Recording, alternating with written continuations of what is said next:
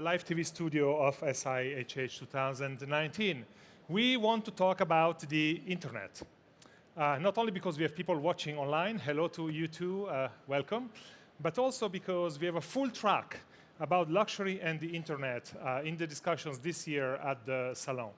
Tomorrow and Wednesday, we're going to talk about social media, Weibo, Facebook, Instagram. Today, we're going to focus on e-commerce and luxury.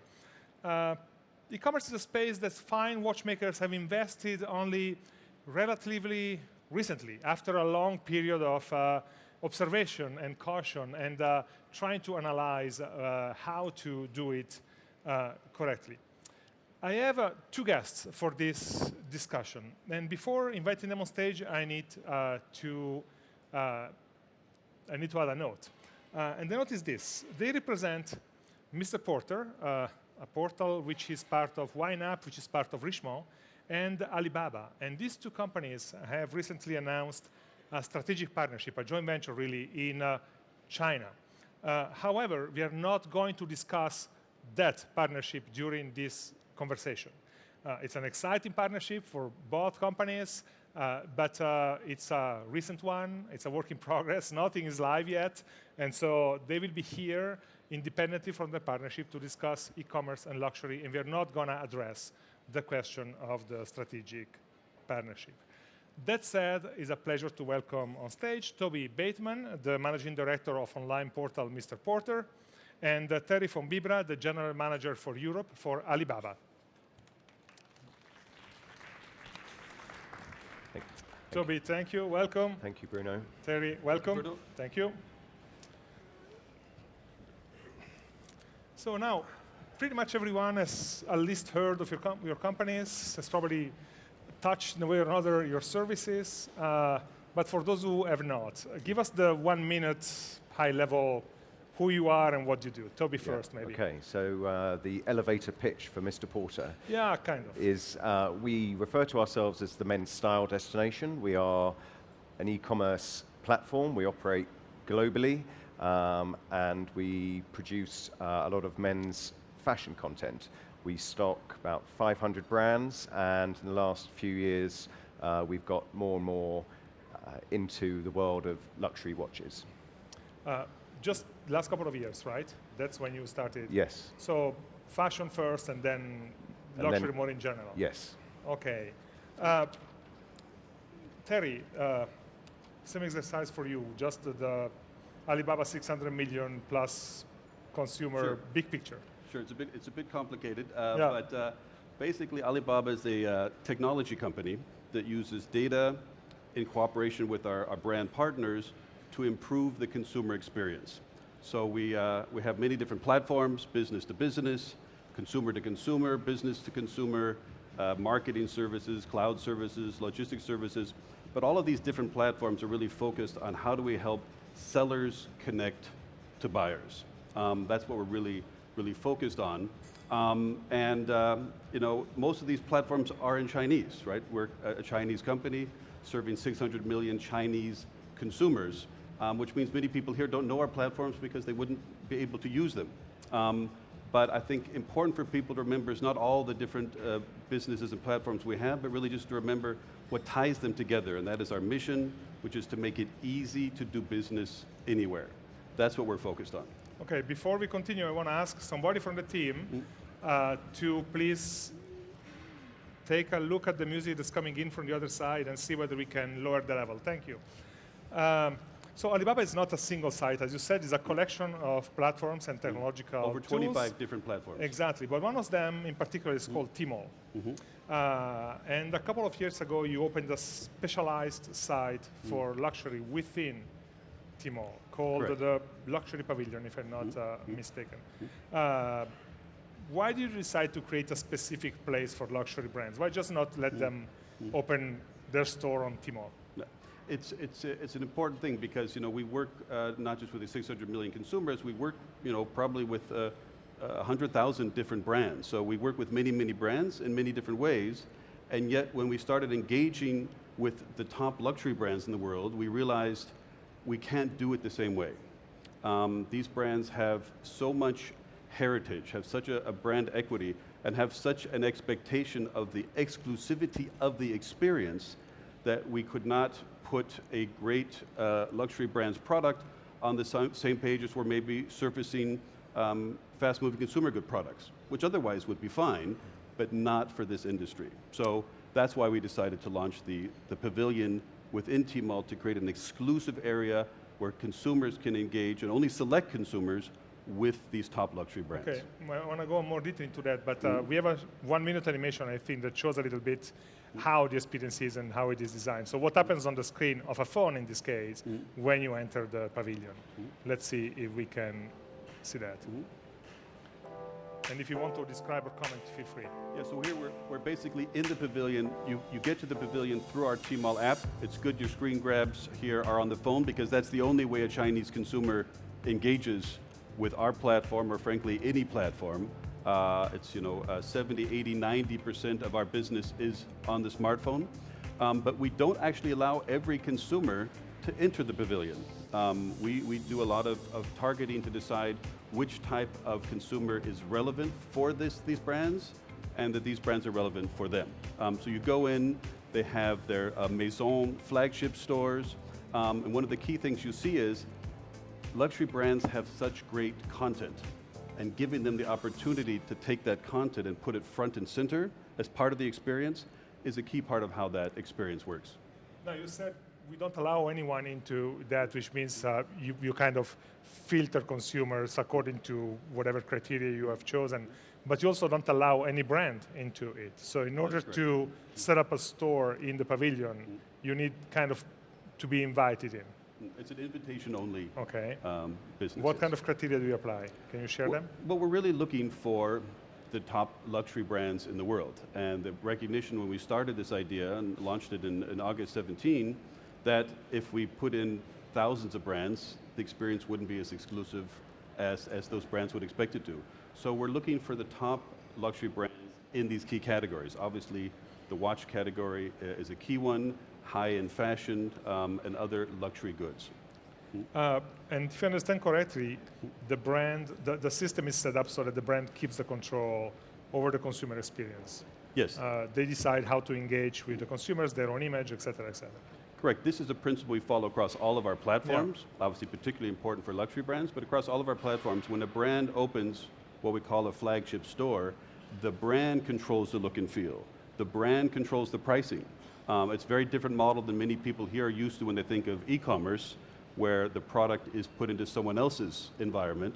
In our case, it very much is, that is the brand store. It might sometimes be hard to distinguish between a brand store in our platform and going to their own e-commerce offering. I've actually seen other parts of the pavilion where you literally have a 3D experience of entering the virtual physical store and navigating through it and picking up objects, etc. That's also a capacity that the platform has. It's by design, yes. Yeah, okay.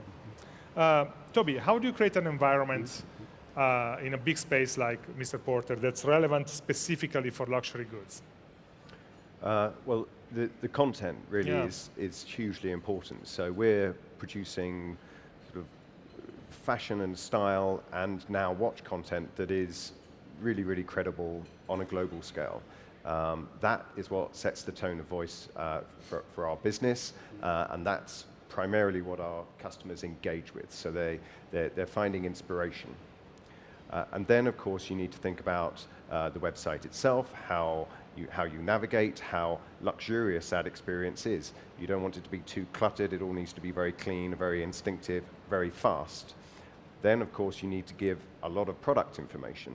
And you need to show the best photographs and the best videos, and you need to have size and fit advice, and then you have to have a 24-hour customer service line to support all of these things. And ultimately, you have to think about the experience that the customer gets when the product arrives at their door, and what the packaging is like, and what the delivery person is like that's making that delivery. Unpack some of that. To start, first of all, Terry said that in China, the main way of engaging is the cell phone, is the smartphone. 80 to 90% of your customers, you said. what is the equivalent for you? How many of your customers come to you for a small screen? Yeah, engagement-wise, a very, very high percentage. And in terms of revenue, also a very, very high percentage. Over 50% of the revenue is done on a smartphone or a tablet, and that is growing at a very, very fast rate. So the desktop sales are reducing, and in percentage, I think, yeah. Absolutely. And selling online and communicating with a base of customers digitally is now 100% about what it looks like on the iPhone or any other phone. Now, people are not really totally familiar with the idea of e-commerce. I have the impression that, even a nice website is mostly a catalog, but you cannot really guarantee, a high level of service or experience online. And you just listed a set of things that you do to try to do that. Yeah. Give us a little bit more details. I'm a customer, I come to you, I browse, I find the guide to watches or other things, I zoom in on a product, and then I decided actually the product that I want, except that it's a 50,000 euros product. So it's not something obvious to buy online. Yeah. How do you make me feel comfortable doing that, and what kind of services will I end up getting? Well, there are lots of different ways, but I think starting with, I'll start by talking about our customers, and we have a very high spending set of customers that we have a lot of data on, so we know where they live, what they do for a living, how much they earn, and what they're spending, because they tell us. And within that total group of customers, we have a group of customers that we refer to as EIPs. Now, this is a term that if anyone's spoken to you about Net-a-Porter or Mr. Porter in the past, you'll be familiar with. It means extremely important people. Now, this group of EIPs, these are our top clients, and they are serviced through a team of personal shoppers. Not solely, they can self-serve on the site if they want to. But we have personal shoppers based in London, New York, LA, Hong Kong, who engage with these clients on a one-to-one basis. And they're talking to them through WhatsApp, by text, or simply on the phone. And for a category like luxury watches, this group of customers, unsurprisingly, is very, very important. And they particularly get to see the products that we launch on the site before the general public get to see it. So for them, luxury is service, and they have a relationship with Tim in London, or Jeff in New York, or Robbie in Hong Kong, and these are the guys that they are buying week in, week out. They're buying Cucinelli, they're buying Loro Piana, they're buying Gucci, Balenciaga, all of these kinds of fashion products. And when it comes to buying a watch, then they're not going to hesitate to use Mr. Porter. And I think that anyone, even at the opposite end of the spectrum, because what we've seen since we've got more serious about watches is that a lot of the sales we take on the watch category are completely new to Mr. Porter.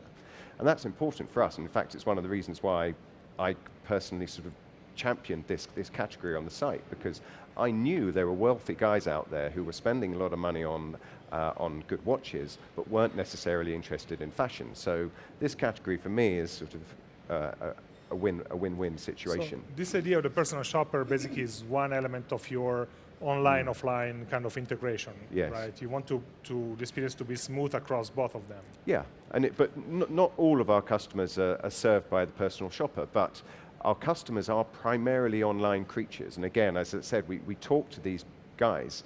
And before we launched this category, we did a very wide survey with a lot of our customers about the fine watch category. And 80% of the people that we spoke to said the first thing they did before they bought a luxury watch was to go online and research it, not go into a boutique in an airport or on a shopping street in one of the major cities around the world. They researched it online. And so, so it's really important that you are there. That is where they're shopping. And also our customers overall, 65% of their luxury goods shopping is done online. So these guys are more online than they are offline. Okay. Toby, Terry, we'll have a question for you about online and offline too, but before we get there, Toby, tell me, so this is actually your watch homepage a couple of days ago. Do you treat watches differently than fashion or other categories? Yes, we do. We treat them differently in both in terms of the content and the way that we write about the products and the way that we train the staff that sell the products in the customer care centers and in our offices. So all of that photography that you see is done by us in-house. It's incredibly high So you quality. don't take the photographs and the descriptions from the We do. No, we don't. manufacturers. No, You do everything. It's all done by us, and every watch is also styled on the wrist, and we talk about the context of the watch. Yeah. So this is very important. We're putting watches in the context of an outfit for a man, and that's a unique thing about Mr. Porter, and which you just can't get in a single brand boutique or a multi-brand watch dealer on the high street. You'll go into one of those environments and you'll see a lot of watches and you'll see dozens of brands. But as a customer, I'm not really saying, well, should I be wearing that with jeans and a t-shirt or a pinstripe suit, or is it good for the beach, or what's the context of this? Yeah. And then we have a section on the site which is called the Luxury Watch Guide, which is a dedicated content platform for watches, where the watch content that we produce is there all year round, and each watch brand has a very in-depth sort of landing page where we explain the history of the brand, and we explain the history of the families within the brand, and we have a glossary of terms on there, and all sorts of things. Yeah, I think we will have a slide later about that. Terry, this is a very different approach to the pavilion. So they photograph everything and write everything for their own needs and formats and style, and you hand over the control of the store to the companies, so they decide, right? Yeah. So the look and feel here is the Mr. Porter experience by design. And it's because Toby mentioned it makes a lot of sense. If this element is part of an overall look that customer may be wanting your help in trying to find and define, then he wants a unified experience. It's about him and the look he's looking for, and that engagement with Mr. Porter. Our approach is different, but we're also serving a different purpose in that specific moment, which is we're saying, as a third-party platform, we want the brand to be the focus. Yeah. We want the brand to be the thing that the consumer's engaging with, not Tmall or Alibaba, with the brand. That's the approach. So that's one of the reasons you would see these different types of approaches around the same product. A couple of weeks ago, you told me that you don't really think of e-commerce. You think of what you call new retail, which others call omni-channel. Tell us a little bit about that, about your thinking.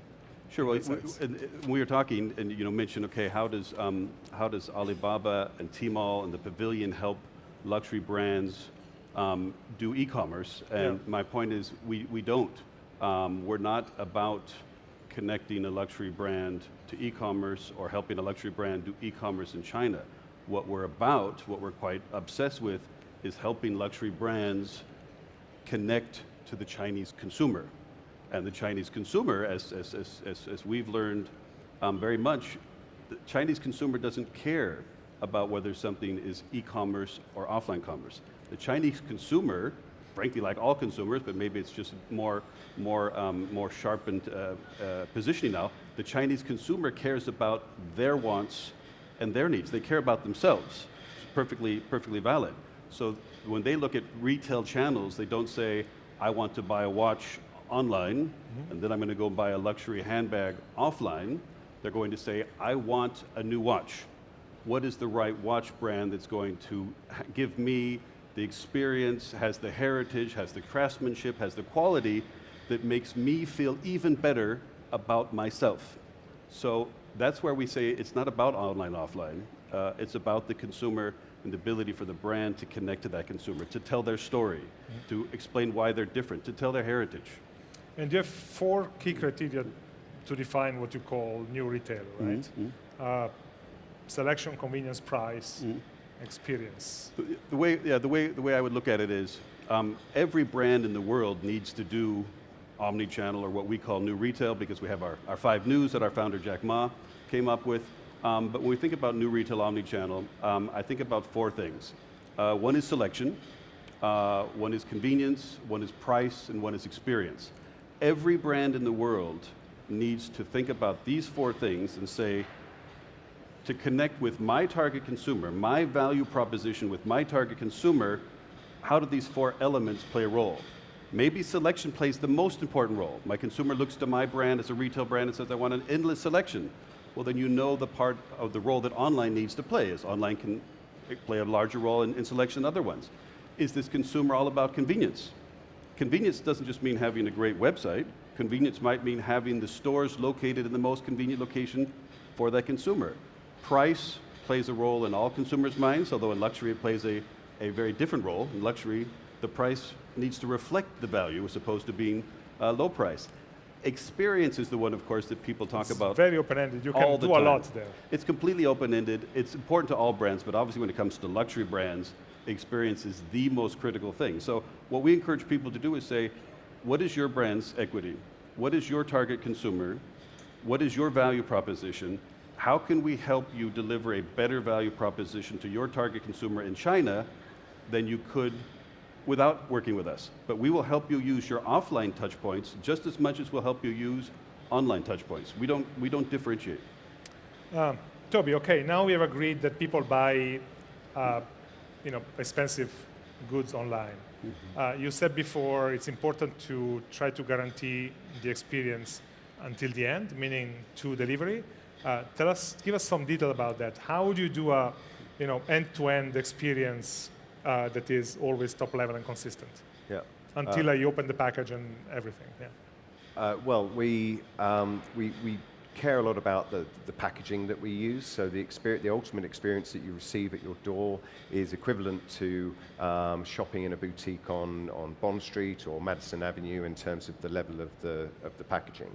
The service that we offer is sort of arguably faster and more reliable than any other multi-brand luxury clothing or accessories business in the world. In London and New York, we have a same-day delivery service, which is managed by our own fleet of delivery drivers. So if you're in New York and you order a watch before 1 o'clock, then we'll come and deliver it to your office that afternoon with one of our own delivery drivers, same in London. For mainland Europe, we deliver the next morning. For Australia, it's typically 2 days. For Hong Kong, it's typically 2 days. So it's incredibly fast, incredibly efficient, and at an incredibly high standard in terms of the box that you receive. Yeah. So we use the brand's boxes actually within our own. But trust me, I've done some comp shopping on some other websites that sell watches around the world, and it sort of arrives wrapped up in plastic with a felt tip pen written on the outside. It's not very nice. Okay, so you're kind of comfortable with your own service. Terry, you're the head of Alibaba in Europe. Can you comment on the differences between consumer expectations and attitudes between China and the West, or China, Europe, and the US, because they're also different? They are very different. Our role here in Europe is many different things.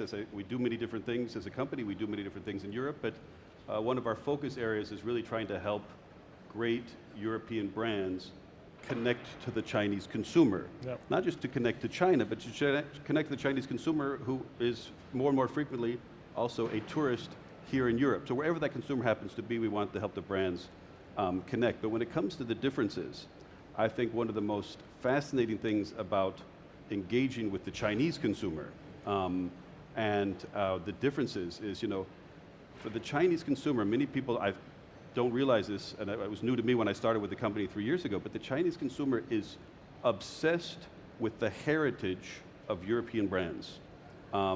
China is a country with an incredibly long history, 4,000 years of history, a much more continuous history in many ways, and so one of the things is that the Chinese consumer wants to know, why is this brand important? Why has this brand been important for decades or centuries? They are fascinated, rightly so, how a brand has existed to be an attractive brand offering a value proposition to a target consumer for 200 years, 100 years, very common. So this is something that's actually quite similar between a Chinese consumer and a luxury watch brand, for example. They're both fascinated with heritage and with quality craftsmanship. So on the one hand, you could say Chinese consumer watch brands, they match together perfectly. But on the other hand, Chinese consumers, the target audience for the watch brands here at an event like today, they are 14 to 20 years younger than they would be here in Europe or in the US. So they're different. Two, they're using social media, smartphones, and all sorts of touch points in a very different way than most of us here are used to. So on the one hand, there's great similarities between the two, brands here and consumers. On the other hand, there's great differences. And this is one of the reasons we're so fascinated by helping brands in this area, is to help them bring that heritage, bring content. Content plays a larger role in marketing in China than it does here. And yet these are the brands with some of the greatest, deepest, richest content around. So for our company, and I think for Toby's company too, being able to bring that content out is another fix. But how to help brands do that is our daily challenge. One of the key things is also when I think of watch brands have their own retail channels, mainly offline, increasingly online, and then they have quite a significant part of their business coming from the wholesale business, which tends to be mainly offline. So a lot of brands I speak to and work with, they say, we want to work with you in China, how is that going to work? We want to connect to the Chinese consumer, but we are concerned about how our offline distribution multi-brand partners will react. And for me, I'm very glad when people say that because it gives me the opportunity to explain to them, we want to help you serve your Chinese consumer. The Chinese consumer is going to be in 2025 is going to be 44% of the luxury market. This is not only your most important consumer in terms of sales growth, I would argue in the future this is going to be your most important consumer, period. So what we want to do is say we'll help you learn about the customer, give you insights about them that you can use on our platform, you can use on other platforms, you can use in your physical stores, you can use in your distribution partners' physical stores. We don't care. We want to help you understand that consumer so you can do a better job in delivering for that consumer's experience. Toby, I've seen several watches on Mr. Porter that are kind of co-branded. The brand of the watch and the Mr. Porter brand. I think I have a picture, a list of one somewhere here. Tell us about the strategy of co-branding and how is it working for you and for them? Well, it's something that is incredibly important for us. Our customers value it simply from the perspective of the fact that one of the benefits of being engaged with a business like Mr. Porter as a customer is that you get access to things that are unique and things that are produced uniquely for our business. We've got a long history of doing these kinds of projects on the fashion side, and the resonance is equally as strong in the luxury watch category. But also, I think it enables the brands to show a different side and to trial something that they might not normally do for all of their accounts globally. This is an example of something we did earlier this year with Resonance, and actually they did a steel version and a rose gold version. This is the rose gold version. And we recently did a project with Zenith, which was designed by the Bamford Watch Department, which is this George Bamford being the guy that sort of customizes watches and sort of slightly the enfant terrible of the watch world in some people's eyes. But the customers absolutely love it, and they queue up to buy these pieces. I assume these are limited editions. Because they're limited edition. They're not necessarily. That doesn't mean they're necessarily collectible. And I'm not saying that we're necessarily sort of attracting those sort of high-end collectors that are looking for the sort of the tourbillon, very rare one-of-one pieces, because we price these things at a regular price point. But it gives our customers something unique. And then from a content perspective, it allows us to create very new content. And in that respect, what we do content-wise is hugely important, and I think complementary to what the brands do. But indeed on that, because I'm really curious, because of course when you talk about content, you're not talking only about the description of the object. You have things like watch guides and guides about other products and magazines. You have a journal on the site. So can you elaborate a little bit on the content strategy, which is not description of products? Yes, well, on the right-hand side, this is a sort of a typical example of our homepage. So the customers come, and whilst it's very clear that we're an online store, you know, the images that we're presenting on the homepage are supposed to be very engaging and interesting. So you want to click and understand, read that story about Richard E. Grant, and he made a very funny film that went alongside with that. And you know, it adds personality to our business, and it's a sort of personality that our customers sort of, you know, like to be part of.